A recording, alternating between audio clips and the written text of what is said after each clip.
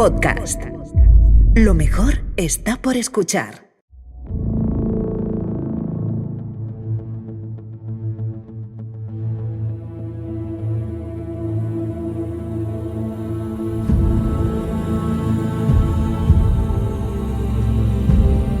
La mítica falange macedónica ha sido derrotada por las tropas de Tito Quincio Flaminino.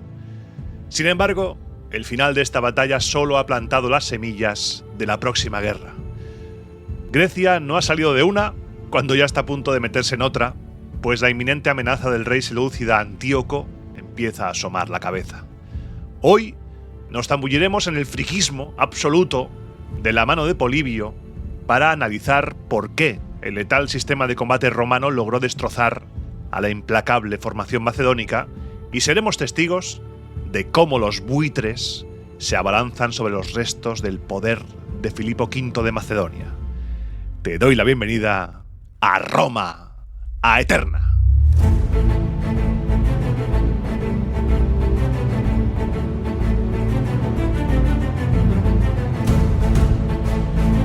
Roma a Eterna, una producción de Podium Podcast con Iván Martín.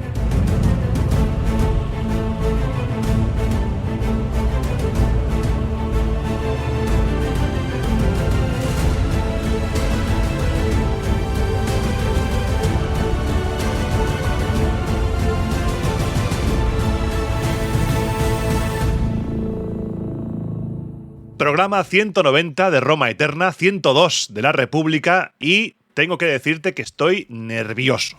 Estoy nervioso, tengo la voz hoy muy grave, así que bueno, es esta época del año en la que a veces pues pasan estas cosas. Y estoy nervioso porque estoy así un poco acelerado.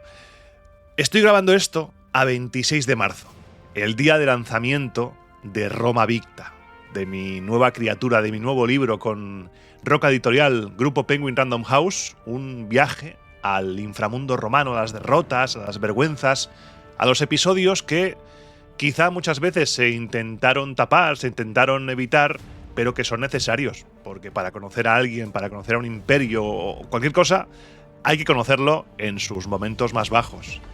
Y además, Roma siempre se levantaba, porque aunque no fuera invicta, siempre fue, es y será a Eterna. Así que lo tienes disponible. Yo estoy nervioso por esto. Luego ya hablaremos en la sección sin música con más detalles sobre todo el tema este, pero yo te lo introduzco para que sepas por qué estoy un poco aceleradito. Vamos a recapitular, vamos a empezar hoy este programa porque hace 2 semanas vimos el choque, vimos el fin de una era. Cinocéfalas fue una victoria legendaria. Las tropas romanas, comandadas por Tito Quincio Flaminino, derrotaron a la legendaria falange macedónica gracias, eso sí, a un tribuno del que no sabemos el nombre, que consiguió atacar por detrás, por la retaguardia macedónica, y dio la victoria a nuestros amigos lobunos.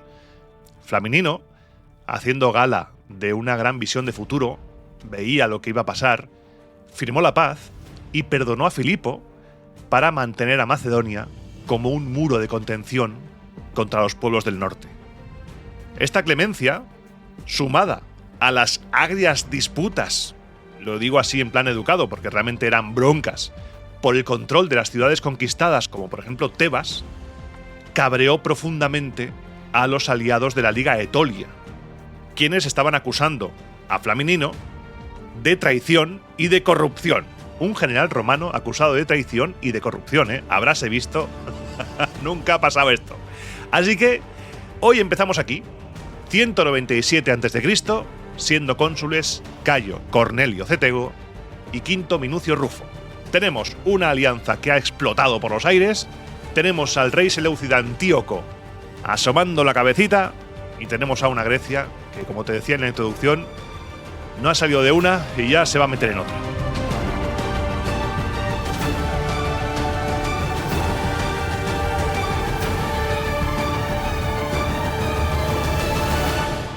Pero antes de avanzar en el relato, quiero que nos metamos de lleno en el friquismo absoluto. Vamos a coger día y hora tú y yo para ingresar en el frenopático romano, porque en este punto Polibio habló largo y tendido sobre las diferencias entre el armamento romano y el macedónico Y si paso por alto esta disertación de Polibio, estaríamos traicionando e insultando a muchos dioses. Vamos a ponernos en contexto. Ahora mismo estamos en el relato de Roma Eterna de la República, en el 197 a.C. Polibio ahora mismo es un chiquitín de unos 3 años, nacido en Megalópolis, en Arcadia, en el Peloponeso, que ahora mismo ignora que dentro de unos 30 años, más o menos, va a ser llevado a Roma como rehén y acabará entrando al servicio de un señor llamado Lucio Emilio Paulo Macedónico, e incluso también ignora que combatirá en la Tercera Guerra Púnica. Polibio va a escribir su obra con la intención de explicar cómo Roma pudo imponerse en el Mediterráneo. Y este que estamos viviendo es uno de los momentos clave, por lo que toca encajar la explicación de Polibio en el mismo punto en el que lo hace él. Así que te voy a introducir esta parte con la lectura de cómo nos mete en el tema, porque es interesante, y después te cuento lo que nos dice. Iván del futuro, ponme efectos de sonido de papeles, moviendo papeles, así, y escribiendo cosas. Ahí, venga. Yo, por mi parte, en el libro sexto dejé prometido que cuando encontrara un lugar apropiado emitiría un juicio acerca del armamento romano y del macedonio, en qué difieren el uno del otro ventajosa y desventajosamente, y ahora, sobre los propios hechos, intentaré cumplir totalmente mi promesa. Porque la formación macedónica probó por sus acciones, en la época anterior, que era superior a las formaciones griegas y a las de Asia, y la de los romanos aventajó a todos los pueblos de África y de Europa occidental.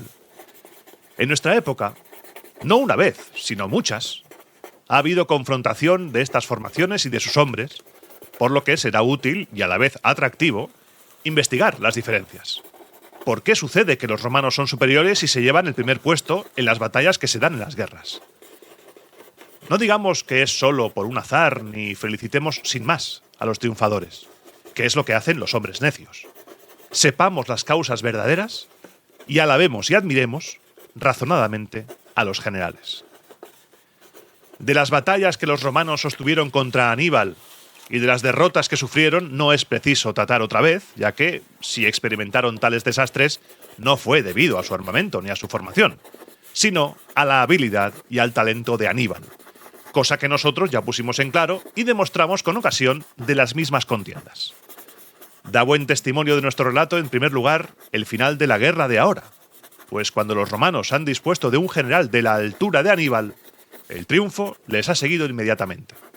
En segundo lugar, el mismo Aníbal, que descartó su armamento tradicional y así que obtuvo el primer triunfo, armó sus tropas al punto con armas romanas. Y desde entonces las usó siempre más.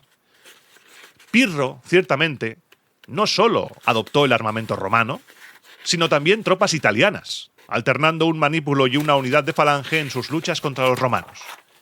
Pero ni así consiguió vencer, sino que el resultado de sus batallas siempre le resultó dudoso.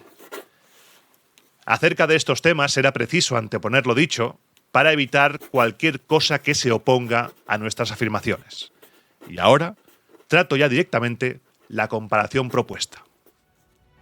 Así nos introduce Polibio el texto y, bueno, dejando de lado que este señor expone el tema como si fuera la final de la Champions o la final de la Libertadores de Grecia, dice: estos ganaron a estos de aquí y estos otros a estos de aquí. Es como si fuera el cuadro de cuartos de final, semifinales y la final fuera legiones contra falange.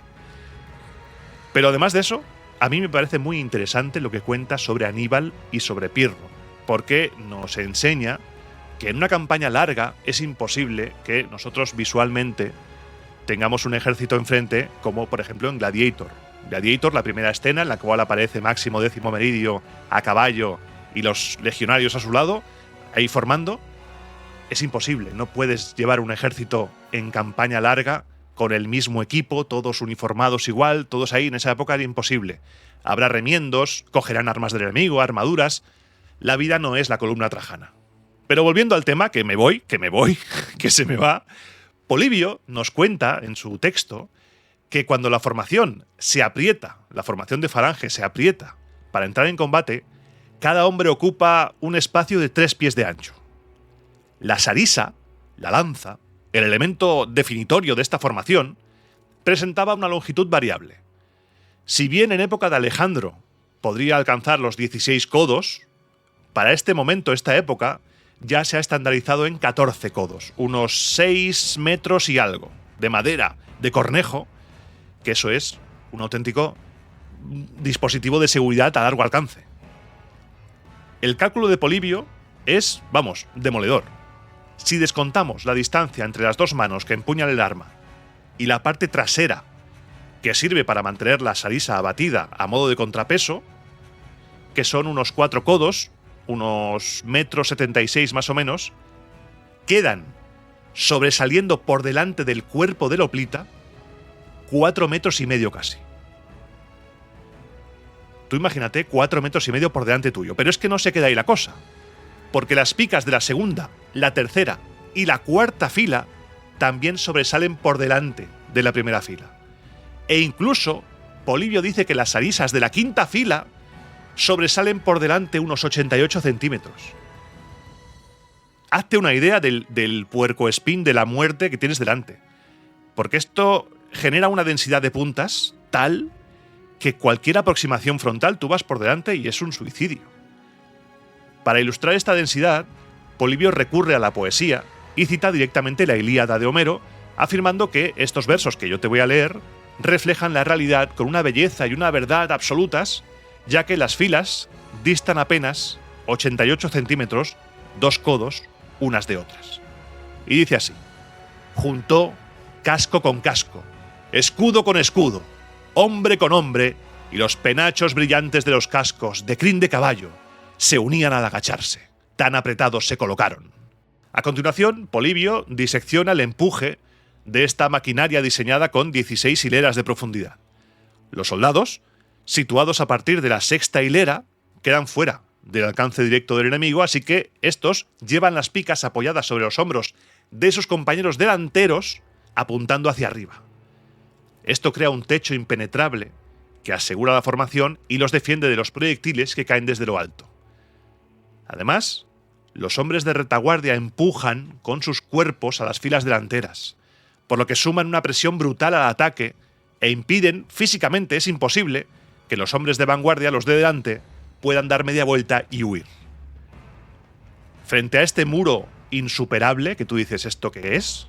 ¿Qué es esto? Polibio contrapone el sistema romano.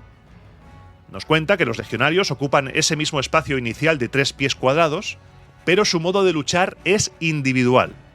El legionario requiere un espacio operativo individual para pivotar sobre su scutum, cubrir sus ángulos muertos y ejecutar las maniobras de esgrima de gladius, que permite tanto el tajo lateral como la estocada punzante, que es mucho más letal el apuñalamiento en distancias cortas.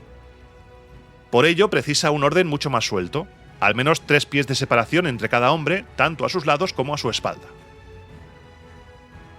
Polibio cruza los datos y llega a una conclusión. Nos cuenta que cada legionario se enfrenta de golpe a 2 soldados de primera fila de falange, lo que significa que un solo romano choca contra 10 picas a la vez. Claro, Polibio dice, a ver, esto es impotencia absoluta. El legionario romano es incapaz de golpear o apartar tantas lanzas, por muy rápido que fuera, por muy ninja o Bruce Lee que fuera. Y encima, para empeorar las cosas, los romanos apostados en la segunda línea quedan bloqueados sin posibilidad alguna de colaborar con el de adelante ni de usar sus espadas en esa melee frontal de locura. Polibio llega entonces a la conclusión de que resulta completamente imposible resistir el ataque frontal de la falange mientras ésta se mantenga cohesionada y tenga su fuerza intacta.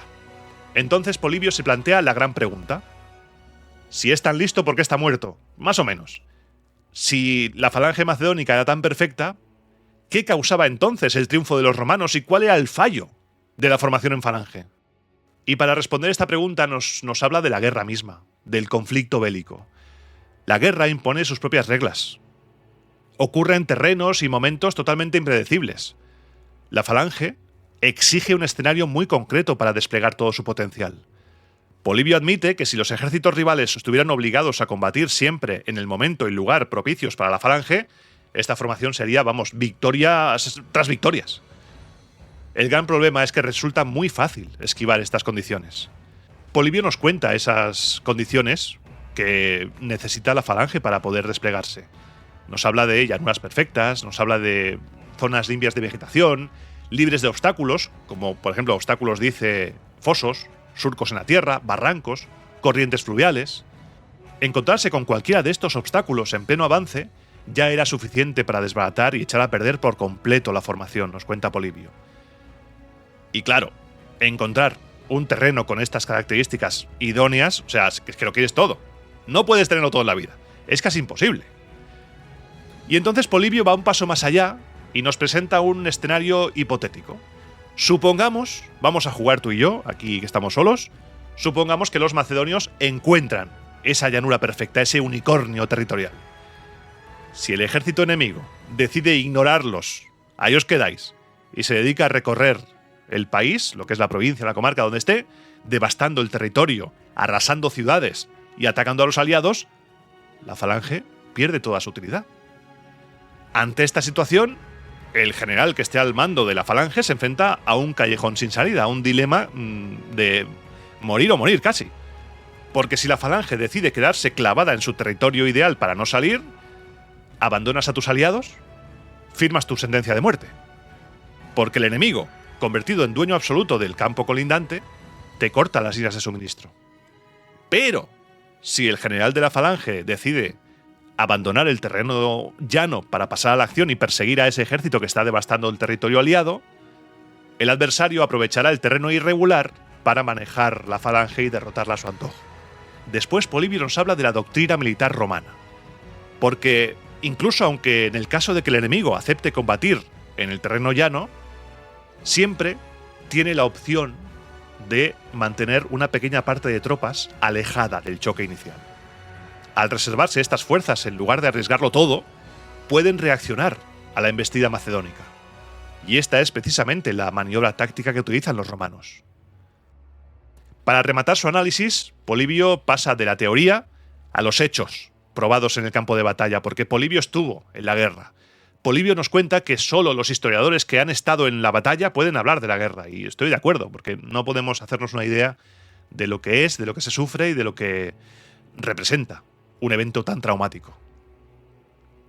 Nos cuenta exactamente cómo los romanos explotan la rigidez de la falange, porque su táctica consiste en evitar alinear sus legiones de forma paralela y longitudinal a la falange, y en su lugar mantienen siempre una parte de sus fuerzas en reserva y lanzan solo al resto frente al enemigo.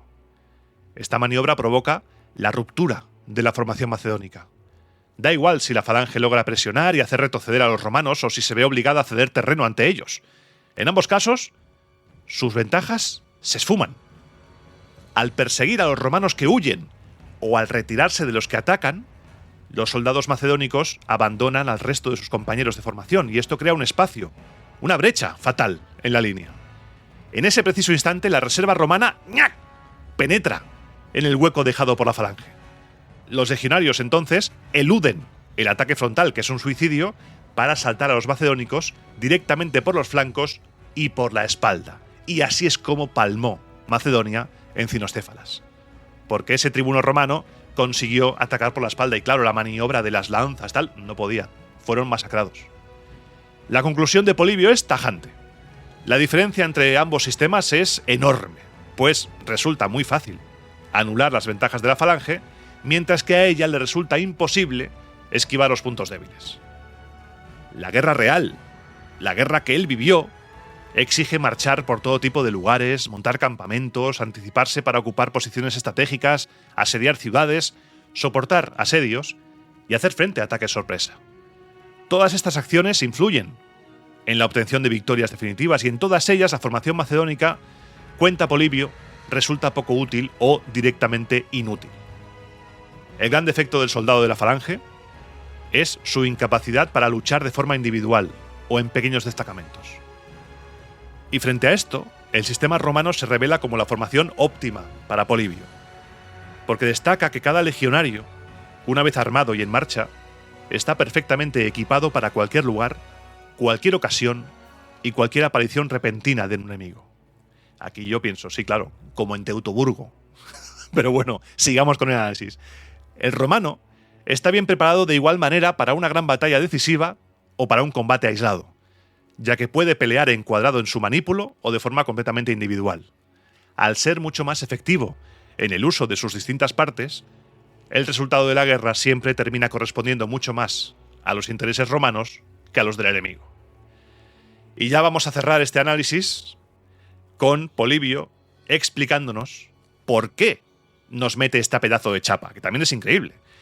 Y es que resulta que tras la derrota de los macedonios, algunos griegos creían que eso era imposible. ¿Qué me estás contando? ¿Cómo va a ganar? ¿Cómo van a ganar estos romanos que hacen así cosas con las manos, gesticulan mucho y hablan muy fuerte? ¿Cómo van a ganar a la invencible falange? ¿Cómo es posible? Y Polibio hizo este análisis para decir, mira, por esto. Y tras este desvío políbico que se nos ha ido un poco de las manos, volvemos a la trama. Y hoy quiero que tengas en cuenta que muchas veces, por no decir casi siempre, los eventos que te voy contando suceden a la vez que otras cosas. Y muchas cosas de las que te voy a contar hoy suceden a la vez porque se ponen en marcha antes que la batalla de Cinostéfalas. Más o menos por esa época, por la época de la batalla, los aqueos derrotaron a un general del rey macedonio, un tal Andróstenes, en una batalla que tuvo lugar en Corinto. Y te voy a contar lo que pasó. Filipo tenía la firme intención de convertir esta ciudad de Corinto en su baluarte principal contra las ciudades de Grecia. Aún no se rendía. Filipo todavía estaba ahí, estábamos todavía peleando. Y para lograrlo, convocó a los principales líderes locales con la excusa de discutir la aportación de jinetes corintios para la guerra y los retuvo como rehenes. La guarnición original contaba con 500 macedonios y 800 auxiliares de diversas procedencias. A estas tropas Filipo sumó unos refuerzos que, oye, estaban bien. 1000 macedonios más, 1200 ilirios y tracios y 800 cretenses, mercenarios, que combatían en ambos bandos. A ellos se unieron 1000 beocios y acarnanes armados con escudos, junto a 700 jóvenes corintios. En total, Andróstenes reunió una fuerza de 6000 combatientes, una cifra que, oye, tengo aquí 6000 pibes, 6000 tipos con los que me la puedo jugar en un campo de batalla. Venga, vamos a la batalla. Frente a él se encontraba el líder de los aqueos, Nicóstrato, que estaba en la ciudad de Sición con 2000 soldados de infantería y apenas 100 jinetes. Claro, Nicóstrato vio lo que tenía delante, se vio inferior tanto en número como, según las fuentes romanas, calidad de tropas, y dijo, ve tú, que a mí me da la risa, por lo que decidió mantenerse tras la muralla y las tropas macedónicas de infantería y los jinetes aprovecharon para saquear a sus anchas. Arrasaron los territorios de Pelene, Fliunte y Cleonas, esta última que está al este de Fliunte. Llegaron incluso a entrar en el territorio de Sición para echarle en cara a su enemigo, a los aqueos, el miedo. Y cuando leo echarles en cara, pues seguramente se acercaron y les insultaron muy fuertemente para provocarles.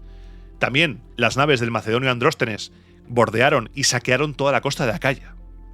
Y claro, toda esta campaña exitosa provocó en Andróstenes un sentimiento de confianza, de oye, que esta gente no está haciendo nada, somos muy buenos, somos los mejores, ya verás tú, aquí no nos para nadie. Y lo que provocó ese sentimiento de superioridad fue que poco a poco se fueran descuidando. Por ejemplo, si vas a forrajear tienes que protegerte, si vas a determinados sitios también, pero poco a poco se fueron relajando. Y esta excesiva confianza hizo que a Nicóstrato, el aqueo, se le encendieran los ojos, así, ¡chum!, le dio la chispita y pensó que si atacaba por sorpresa tendría opciones. Eran menos, pero oye, el factor sorpresa siempre es un punto que genera ventaja. Mandó en secreto un mensajero a las ciudades vecinas, les dijo una fecha exacta y el número de hombres armados que debía enviar cada ciudad a Apelauro, que era el punto de encuentro, una localidad perteneciente a la región de Estinfalia. Una vez hechos todos los preparativos y llegado el día fijado, Nicóstrato emprendió la marcha de inmediato. Cruzó las fronteras de Fliunte y llegó a Cleonas en plena noche sin que nadie supiera qué se proponía. Tenía consigo 5000 hombres de infantería, algunos de ellos con armamento ligero, y 300 efectivos de caballería. Con estas fuerzas, permaneció a la espera, en modo avión, después de enviar exploradores para averiguar por dónde andaban los macedonios. Por la otra parte, sin tener ni idea de estos movimientos, Andróstenes, el macedonio, confiado, partió de Corinto. Estableció su campamento junto al río Nemea, conocido en la actualidad como río Kutsomodi, una corriente de agua que discurría entre Nemea y Sición hasta desembocar en el Golfo de Corinto. Una vez asentado, Andróstenes envió a la mitad de su infantería, dividida en 3 cuerpos, acompañada por toda su caballería. Sus órdenes eran sencillas. Cada cuerpo debía tomar diferentes direcciones y saquear de forma simultánea los territorios de Pelene, Sición y Fliunte. Las 3 columnas partieron de inmediato con rumbos diferentes. Al recibir estas noticias en Cleonas, Nicóstrato vio su oportunidad y reaccionó con rapidez. Envió por delante un numeroso contingente de mercenarios con la misión de ocupar el paso que conduce al territorio de Corinto. A continuación, situó a su caballería en la vanguardia para ganar terreno y marchó tras ellos a toda prisa, dividiendo su propio ejército en 2 columnas. En la primera, avanzaban las tropas mercenarias junto a la infantería ligera y en la segunda, marchaban los soldados armados con escudo, el contingente fundamental y el más importante de los ejércitos de aquellos pueblos. Cuando la infantería y la caballería aqueas se encontraban ya a muy corta distancia del campamento macedonio, algunos de sus guerreros tracios atacaron a los hombres de Andróstenes, del macedonio, que merodeaban dispersos por los campos. La alarma cundió de golpe en las instalaciones. Andróstenes se quedó de piedra. ¿Qué es este suceso? ¿Qué ha pasado? Hasta ese día, siempre había observado a sus enemigos confiados en pequeños grupos frente a Sición en las colinas, reacios a bajar del llano. Le resultaba completamente impensable que hubieran marchado hasta su posición directamente desde Cleonas. Estaba flipando. Ante la urgencia, ordenó hacer sonar las trompetas para reclamar a los hombres dispersos fuera de las empalizadas, como en el Age of Empires, le das a la campanita en el centro urbano, y todos corriendo. Mandó a sus tropas empuñar las armas a toda prisa. Salió por las puertas con sus efectivos mermados y formó una línea de combate a orillas del río como pudo. Los hombres se reagruparon como pudieron, se alinearon a duras penas y no aguantaron la primera carga del enemigo. Los macedonios acudieron en mayor número junto a los estandartes y mantuvieron viva la esperanza de victoria durante un tiempo, pero la huida de los compañeros, que no habían podido formar, los dejó desprotegidos. Pronto se vieron presionados por 2 formaciones enemigas. Recuerda, dividieron en 2 a sus tropas los aqueos. La infantería ligera atacaba por el flanco, mientras los soldados con escudos clipeos y cetras los embestían por el frente. Al llevarlas de perder, los macedonios comenzaron a retroceder. Al verse arrollados, dieron la espalda al enemigo, arrojaron sus armas y, perdiendo toda esperanza, huyeron hacia Corinto. Nicóstrato no se detuvo. Envió a los mercenarios a perseguir a los fugitivos y lanzó su caballería y los tracios contra las tropas que aún devastaban los campos de Sición. Ambos ataques provocaron una matanza colosal, casi mayor que la sufrida en la batalla. El caos se apoderó de los macedonios, como es normal. Parte de los hombres que regresaban de saquear Pelene y Fliunte entraron directamente en los puestos de guardia enemigos, confundiéndolos con los suyos al regresar sin saber nada. Tú imagínate. Llegas a tu campamento, hola, muy buenas, vengo de saquear, y te encuentras al enemigo. Bueno, terrible. Los soldados macedonios huyeron tan desorientados que los propios campesinos locales atraparon a muchos mientras vagaban sin rumbo y los mataron. El saldo para los macedónicos de aquel día fue devastador: 1500 caídos y 300 presos.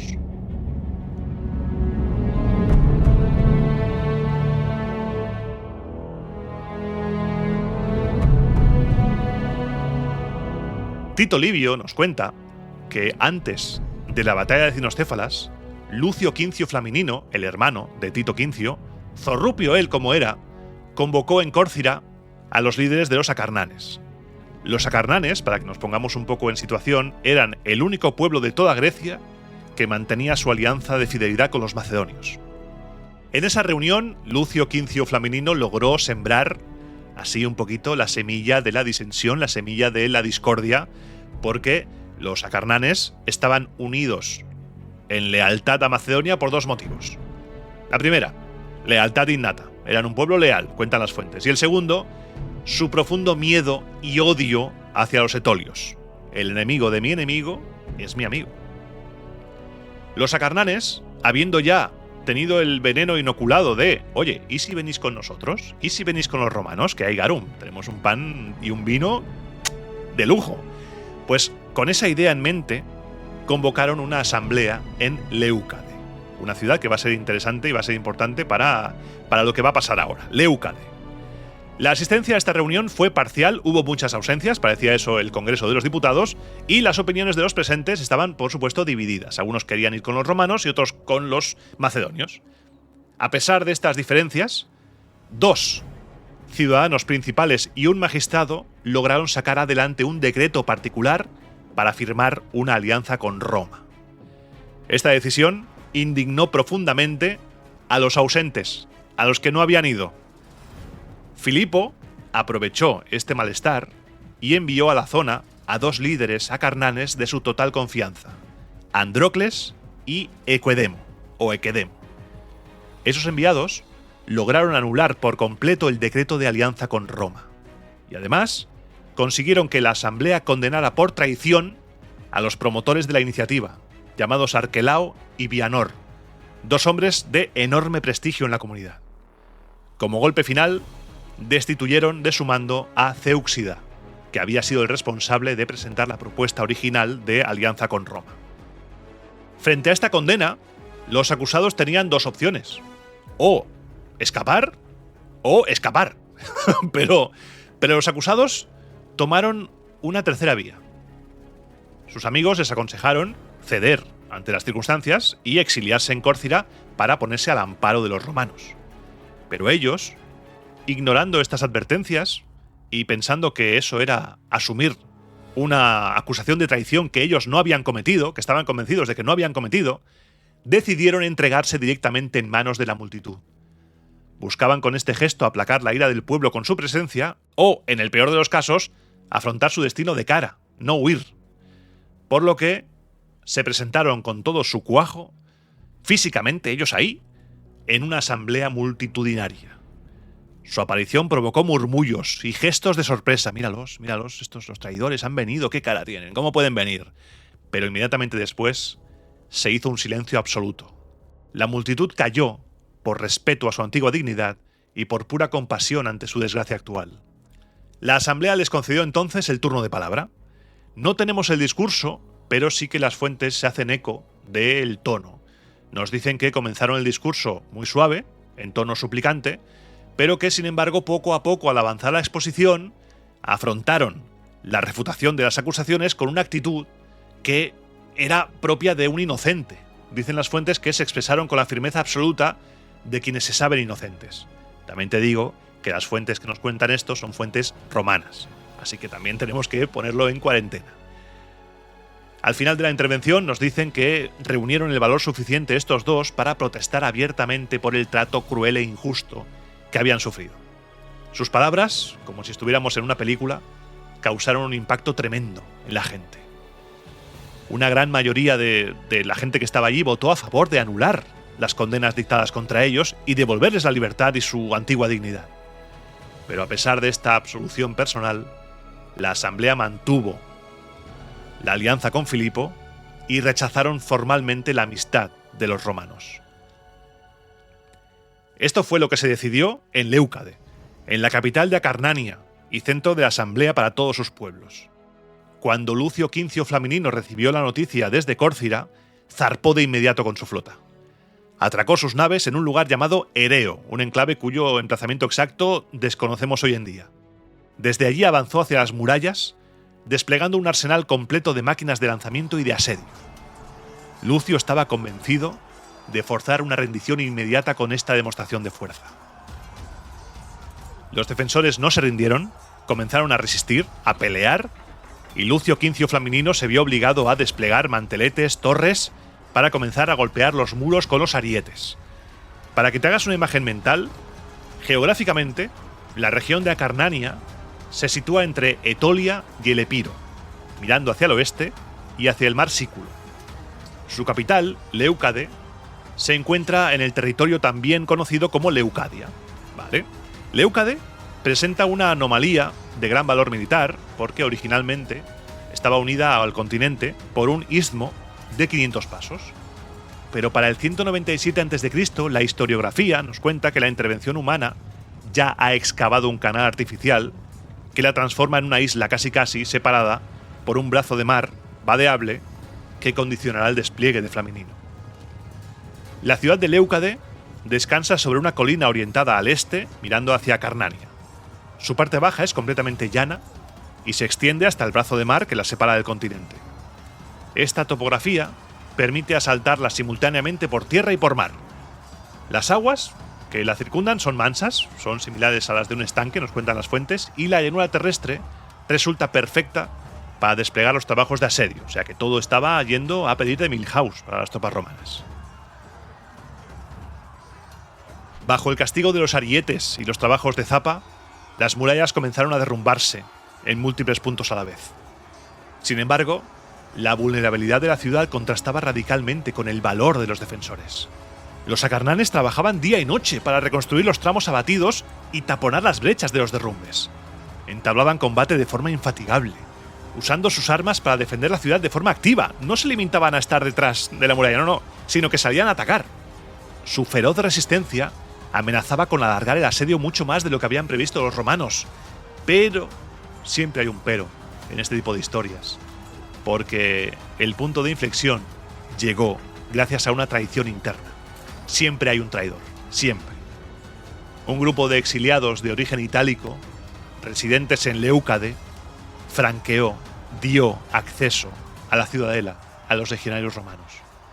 Los romanos descendieron a la carrera desde esta posición elevada, provocando un enorme estruendo.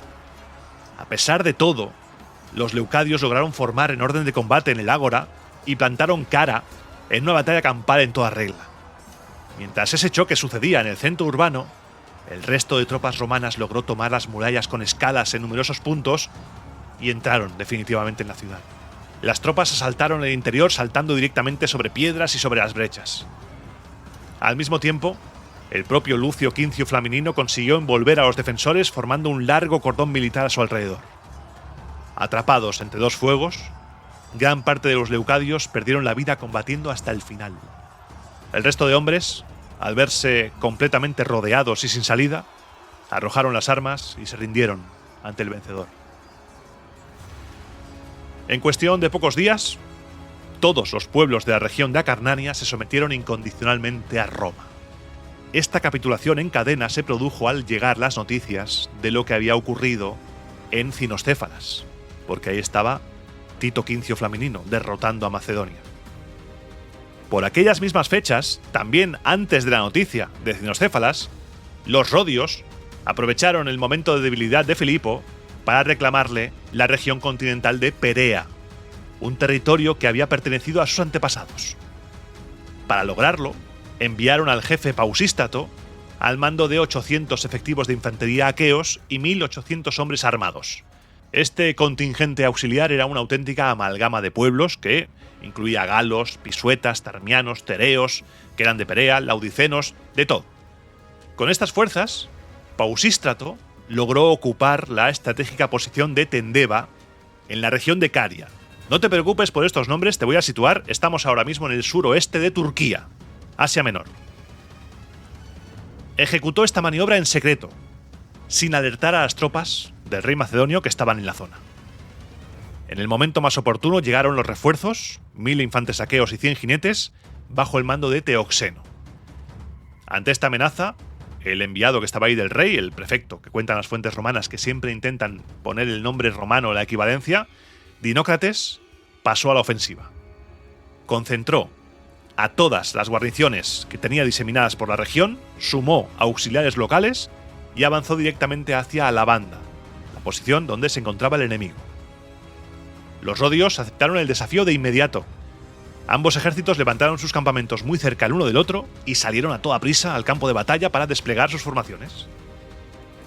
Dinócrates organizó sus tropas distribuyendo a 500 macedonios en su ala derecha y a los agríanes en la izquierda. En el centro situó a los soldados procedentes de los enclaves fortificados, hombres que habían sido reclutados en la región de Caria, en ese suroeste de Asia Menor, la actual Turquía. Para proteger los flancos, desplegó a su caballería, apoyada por auxiliares cretenses y tracios. Por su parte, los rodios colocaron a los aqueos en el ala derecha y a un contingente de infantería escogida, formado por soldados mercenarios, en la izquierda. El centro quedó en manos de las tropas auxiliares, compuestas por aquella inmensa mezcla de pueblos que te dije antes. Finalmente, situaron a los jinetes y a la infantería ligera cubriendo los flancos. A pesar de este despliegue, el primer día no hubo nada, no hubo choque. Se miraron, se insultaron y pa' casa. Ambos ejércitos se limitaron a mantener las posiciones y se fueron al campamento. Al día siguiente sí. Al día siguiente ambos ejércitos formaron de nuevo, uno a la orilla de un riachuelo y el otro a la otra orilla del riachuelo, y se pegaron. La intensidad, la fuerza del choque superó con creces lo que cabría esperar de 3.000 soldados de infantería y unos 100 jinetes cada uno. Sin embargo, el coraje era increíble. Los aqueos tomaron la iniciativa. Cruzaron el riachuelo los primeros y se lanzaron al ataque contra los agrianes. Después el resto cruzó también y se unió a la carrera. La lucha estuvo igualada durante mucho tiempo y finalmente, haciendo valer su superioridad numérica local, los aqueos lograron desalojar de su posición a los enemigos. Al ver retroceder a la izquierda, los rodios concentraron todos sus esfuerzos en presionar sobre la derecha para destruirlos. En esa parte, en esa ala derecha, los macedonios aguantaron como si fuera eso un muro. Resultaba imposible moverlos de su posición mientras mantuvieran sus filas intactas, y la falange, como te decía antes Polibio, conservó la protección de sus flancos. Pero la situación cambió drásticamente cuando su propio flanco izquierdo quedó desguarnecido. Los macedonios intentaron girar sus lanzas para hacer frente al enemigo que los atacaba de forma transversal, pero se rompió la formación. Y al romperse, los macedonios dieron la espalda al enemigo, tiraron sus armas y se dispersaron en una huida precipitada a toda prisa. Huyeron despavoridos a la ciudad cercana de Vargilias, el mismo lugar donde el comandante Dinócrates también buscó refugio huyendo. Los rodios persiguieron sin piedad a los fugitivos durante el resto del día y finalmente, al acabar, se retiraron a su campamento. Tito Livio es muy claro en su análisis de las consecuencias, un análisis que quizá es fruto de que está escribiendo esto desde su Thermopolium ahí, su Thermopolium de confianza, comiéndose un pollo con garum, pero bueno, nos cuenta que si los vencedores hubiesen marchado rápidamente contra Estratonicea, habrían tomado la ciudad sin necesidad de combatir. Sin embargo, los rodios dejaron pasar esta oportunidad de oro y prefirieron malgastar un tiempo precioso en reconquistar los pequeños fuertes y aldeas de la región de Perea. Y dice Tito Livio que este retraso resultó ser un error estratégico fatal. La guarnición que ocupaba Estratonicea tuvo tiempo de sobra para recuperar la moral, y poco después, el propio Dinócrates logró entrar en el recinto amurallado junto a las tropas supervivientes de la batalla. A partir de ese momento, el asedio rodio y todos sus ataques fracasaron por completo. La fortaleza resistió y solo caería bastante tiempo después por obra del rey Antíoco. Filipo, que ya debía estar el pobre estresadísimo, porque estaba siendo asediado por todas partes, recibió noticias de que su propio reino estaba en peligro. Los Dárdanos, un nombre que quizá te suene si has escuchado la lectura de la Eneida, aprovechando la debilidad de su reino y en un claro gesto de desprecio, habían cruzado las fronteras y estaban arrasando el norte de Macedonia. ¿Pero cómo puede ser? El rey Filipo, a pesar de sufrir derrotas y acoso por todos los frentes, consideró que perder su propia tierra era un destino peor que la muerte, por lo que respondió contundentemente, lanzó un llamamiento urgente a filas en todas las ciudades macedónicas y logró reunir rápidamente a 6.000 soldados de infantería y 500 jinetes. Con esas fuerzas, cayó por sorpresa sobre el enemigo cerca de Stobos, una ciudad de la región de Peonia, situada estratégicamente en la confluencia de los ríos Axio y Erígono. La batalla fue una carnicería. No tenemos muchos detalles, pero sí que nos cuentan que murieron muchísimos guerreros en el choque, pero que las bajas fueron aún mayores entre los dárdanos que andaban dispersos por los campos en busca de botín. Los supervivientes que encontraron una vía de escape huyeron de vuelta a su territorio sin plantar cara. Una victoria macedónica total que fortaleció la moral de unas tropas que ya estaban un poco maltrechas y que rompió por un momento la racha de desgracias que estaba sufriendo el rey. Y tras esto, Filipo se retiró a Tesalónica.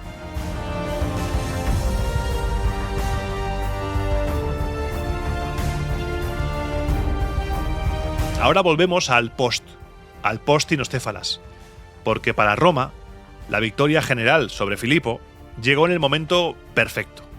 Años atrás, la República había logrado concluir la guerra púnica justo a tiempo para evitar luchar en dos frentes al enfrentarse a Macedonia. Lo había puesto en pausa. Ahora, la derrota de Filipo resultaba igual de providencial porque el rey Antíoco estaba desencadenando una nueva guerra desde Siria y parece que poco a poco se estaban convenciendo los senadores de que el siguiente enfrentamiento sería con el rey Seleucida. La capacidad de Roma para compartimentar sus conflictos fue determinante en este momento. Al liquidar la amenaza macedónica antes de la intervención plena de Antíoco, el Senado evitó una conflagración en el Mediterráneo oriental. Esta gestión de tiempos fue providencial, porque los recursos de la República estaban empezando a ser drenados por una insurrección generalizada de la cual te hablaré en el programa que viene en las provincias hispanas. Un frente de desgaste que no permitía distracciones en el este. Porque Antíoco no había perdido el tiempo. Durante el verano anterior, había arrebatado al rey Ptolomeo el control de todas las ciudades de Celesiria, la región situada al sur de Siria y objetivo de constante disputa entre sirios y egipcios. Tras esta conquista, se retiró a los cuarteles de invierno de Antioquía, pero su actividad invernal fue tan intensa como la de una campaña de verano. Puso en marcha todos los recursos de su reino y reunió un contingente colosal de tropas terrestres y navales. A principios de la primavera del 197 a.C., dividió sus fuerzas, envió por delante al grueso del ejército de tierra bajo el mando de sus dos hijos, Ardíe y Mitrídates, no ese Mitrídates, con órdenes estrictas de marchar hasta Sardes y esperarlo allí. Por su parte, el propio Antíoco zarpó al mando de una armada imponente, 100 naves de guerra cubiertas y 200 embarcaciones ligeras entre botes y lanchas. Su expedición tenía un doble objetivo. Primero quería tantear la lealtad de las ciudades sometidas a Ptolomeo a lo largo de la costa de Cilicia, Licia y Caria, lo que es la zona del Levante Mediterráneo y Asia Menor, Turquía. Segundo, planeaba llevar su ejército y su flota en auxilio directo de Filipo, convencido de que la guerra en Grecia todavía no había acabado. Esto está pasando antes de Inostéfalas. Los rodios, como ya te he contado antes, llevaron a cabo muchas operaciones por tierra y por mar antes y a la vez que la batalla de Inostéfalas. Todos estos eventos están en marcha y siguen su curso. Los rodios también tenían un objetivo doble. Los rodios querían demostrar su lealtad al pueblo romano y también querían defender al conjunto de los griegos. Su acción más espléndida, sin embargo, no fue militar. El momento en el cual, y me vas a disculpar la expresión, se la sacaron, fue cuando le metieron un pedazo de órdago diplomático a Antíoco, que es puro cine. Porque, sin dejarse intimidar por la amenaza de una guerra inminente, enviaron una embajada oficial al rey Antíoco con una advertencia. Le exigieron detener su avance antes de llegar a las Quelidonias. Las Quelidonias, este punto geográfico, estaba formado por unas pequeñas islas de Licia ubicadas más allá del Golfo de Panfilia. No es un lugar aleatorio. Estas Quelidonias marcaban la frontera de la mítica paz de Calias, el antiguo tratado entre Atenas y Persia que prohibía a las flotas orientales navegar más allá de ese límite. Los rodios estaban invocando la barrera histórica que protegía a Grecia de Asia. Lanzaron los rodios un ultimátum. Cualquier intento de rebasar las Quelidonias, con efectivos navales o terrestres, sería interpretado como un casus belli. Esta postura buscaba mantener el equilibrio de poder, impidiendo que se unieran Antíoco y Filipo, algo que hubiera sido desastroso para los intereses romanos en la zona. En el momento de recibir este ultimátum, Antíoco se encontraba en plena campaña militar. Para que te hagas una idea, estaba barriendo la costa sur de la actual Turquía de este a oeste. Su avance por la región de Cilicia había sido arrollador. había tomado una retahíla inmensa de ciudades costeras casi sin oposición, poblaciones que abrían sus puertas voluntariamente o paralizadas de terror. La única excepción había sido Coracesio, la actual Alania, que cerró sus puertas y logró detener en seco el avance del rey. Fue precisamente allí, frente a los muros de Coracesio, donde Antíoco recibió a los embajadores rodios. El tono de la embajada era lo suficientemente provocador como para desatar la furia del rey, pero Antíoco respiró y logró contener su cólera. Respondió anunciando el envío inminente de sus propios emisarios a Rodas, cuya misión oficial sería renovar los antiguos lazos de amistad entre sus antepasados y la ciudad isleña. Además, garantizó a los rodios la seguridad absoluta de su territorio y el de sus aliados frente a la llegada de sus ejércitos. Antíoco se preocupó por dejar bien claro su deseo de mantener intacta su amistad con Roma. Como prueba de ello, recordó los honrosos decretos y las amables respuestas que el Senado había dedicado a su persona. De hecho, los embajadores de Antíoco acababan de volver de Roma. Habían sido recibidos y despedidos con una cortesía diplomática extrema, con un agasajo increíble. Pero la aparente cordialidad romana era en realidad una maniobra dilatoria. Los patres necesitaban neutralizar a Antíoco mientras el frente macedónico siguiera encendido. Los patres necesitaban neutralizar a Antíoco mientras el frente macedonio permaneciera abierto, evitando el riesgo de una guerra simultánea contra dos potencias de primer orden, porque hablaremos del Imperio Seleucida más adelante, pero este tío, Antíoco, es quizá el rey más poderoso de su tiempo en esa zona. Mientras los enviados del rey exponían todos estos argumentos tranquilizadores ante la asamblea de Rodas, no os preocupéis, no va a pasar nada, somos amigos, todo bien, de repente llegó un mensajero que lo cambió todo. La guerra ha terminado, victoria romana en Cinostéfalas.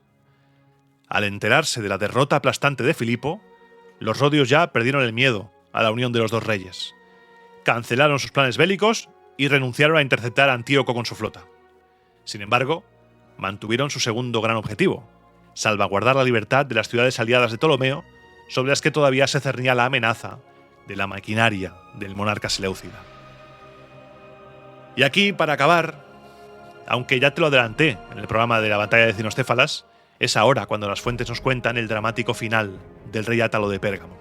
A sus 71 años, mientras pronunciaba un apasionado discurso ante la asamblea de Tebas para convencer a los beocios de aliarse con Roma, parece que el esfuerzo físico le jugó una mala pasada y algunas fuentes cuentan que sufrió un derrame cerebral.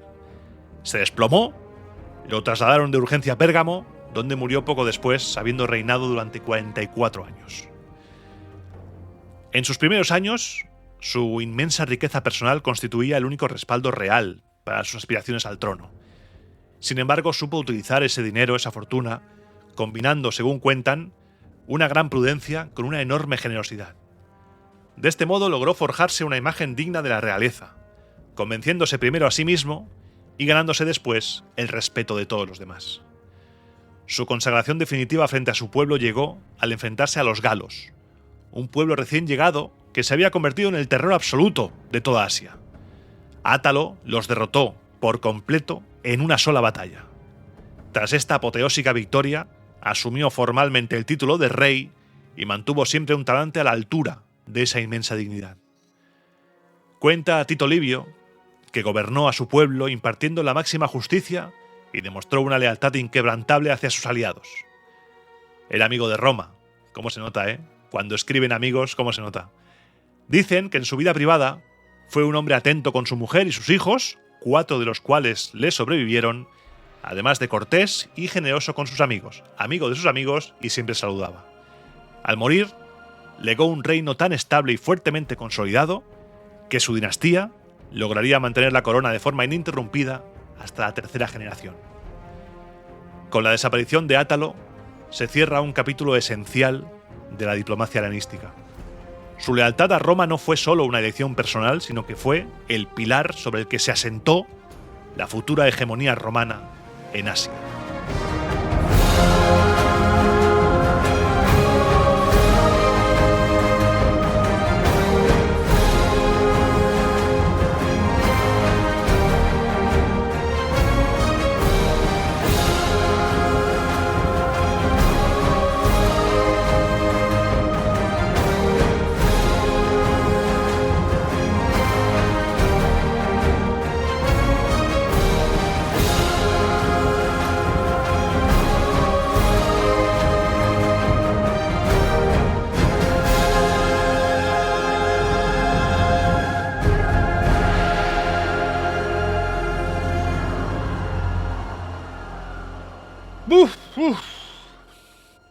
Bueno. Comienza la sección sin música. Ay, voy a beber un poco de agua. Voy a beber para hidratarme. Ay.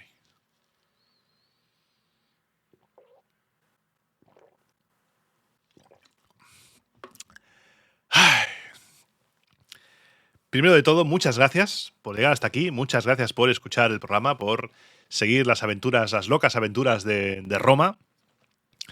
Y vaya momento, ¿eh? Estamos viendo ahora el fin de la guerra con Macedonia, que habrá otra, y el auge de Antíoco, del cual hablaremos, si no en el siguiente, en el próximo habrá un mini apartado para hablar de Antíoco y del Imperio Seleucida, porque es un pedazo de imperio ese también, ¿eh? Roma no se va a enfrentar ahora con un Mindundi, no. Antíoco es cosa seria, descendiente de Seleuco, descendiente de un general de Alejandro, va a ser también potente. Y hoy, en esta sección sin música, aparte de darte las gracias como siempre y después hacer spam de las redes y demás, quiero que hablemos de Roma Victa, que te lo he dicho al principio, pero quiero que ahora podamos hablar largo y tendido, porque estoy muy nervioso con el lanzamiento, estoy ahí grabando hoy esto para aislarme, para hacer un poco de burbuja, y es que jamás imaginé que fuera a tener un libro y menos 3. Este es el tercero. El primero fue Roma Eterna, el ascenso de la República, luego la caída de la República, que los tienes editados por la Esfera de los Libros, que son la historia completa de la República, y este es otro rollo. Este es diferente. Porque el estilo de los dos primeros era muy del podcast, porque eran guiones, prácticamente eran guiones del podcast. Tú leías el libro y era el podcast. Pero aquí es algo nuevo. Aquí he decidido hacer un relato diferente con el objetivo de viajar por las vergüenzas romanas, por los desastres, las derrotas, pero no para odiar a Roma, no para reírnos de jaja, mira cómo perdían estos romanos, estaban locos. No, para conocerla mejor, para saber cómo se contó a sí misma, para saber cómo se levantaba una y otra vez, para descubrir una Roma más allá del mito que siempre nos cuentan de Roma victoriosa, Roma gloriosa, maquinaria bélica imparable, todo eso. Y entonces se me ocurrió como punto de partida, en el viaje a Roma de este año pasado, me destrocé las rodillas, me caí, me metí una hostia, no sé si lo conté en una sección sin música, me metí una hostia tremenda, y el libro empieza, pues cuando estoy sentado en el foro, al lado del arco de Tito, hay una fuente, y hay un banco ahí, y entonces yo estaba sentado ahí, y ese banco es justo la subida hacia el Palatino.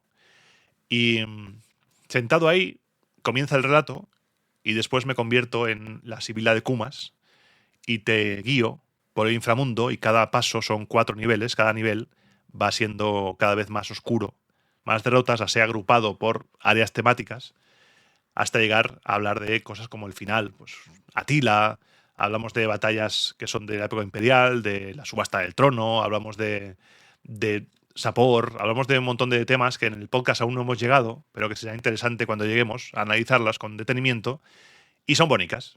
Entonces este libro es algo diferente. Quizá yo me lo tomo como el primer libro. Este es mi primer libro, porque los dos primeros sí que son mi primer, segundo libro, sí, pero son el podcast. Este es algo diferente. He intentado hacer algo diferente.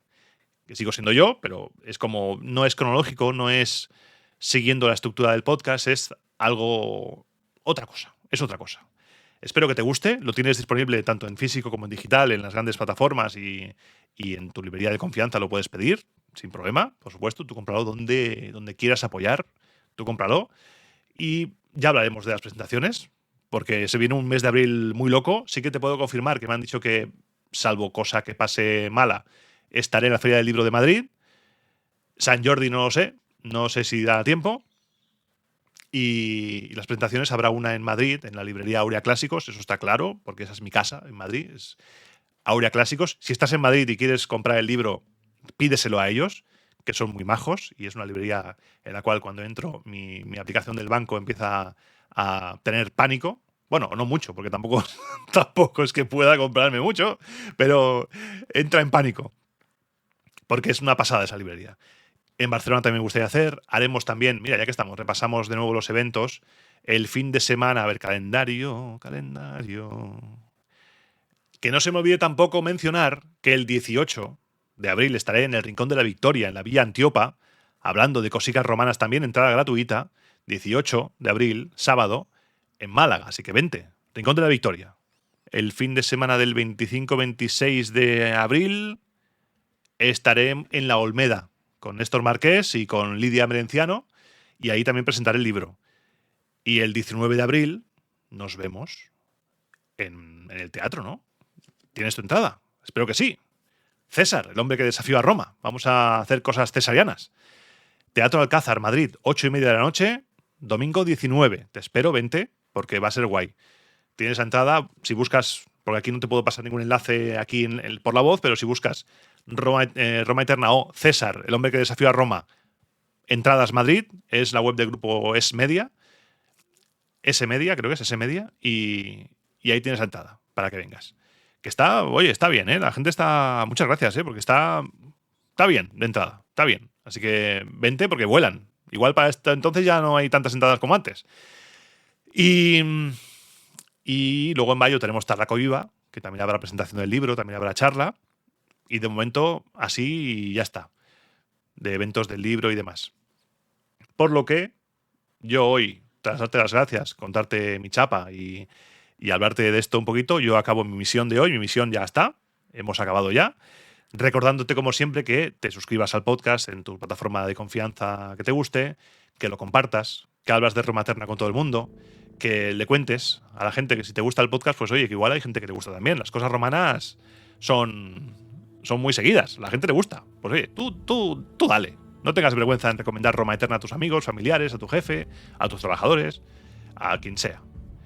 Y si quieres apoyar el podcast, puedes apoyar a través del botoncito azul de iVoox, a través de Patreon, patreon.com/Iván Martín, o a través de la plataforma Ko-fi, donde me puedes invitar a un chupito de garum.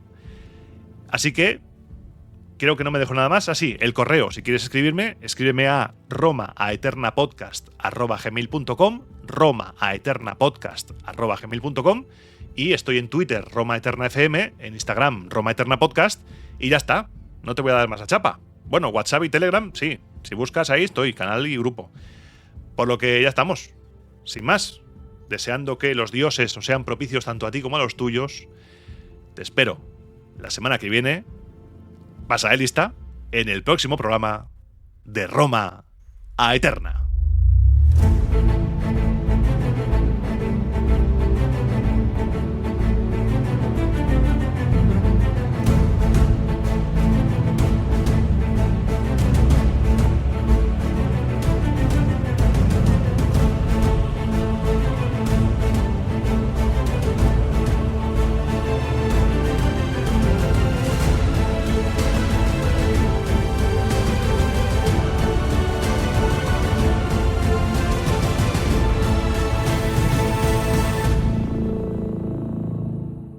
Y a ti, que te has quedado hasta el final, decirte que no es la primera vez que grabo este programa. Esa es la segunda.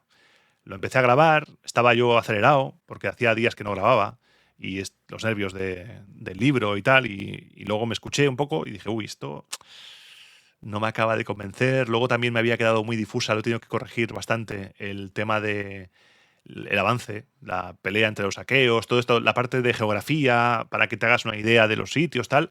Lo he puntualizado más para que sea un poco más gráfico.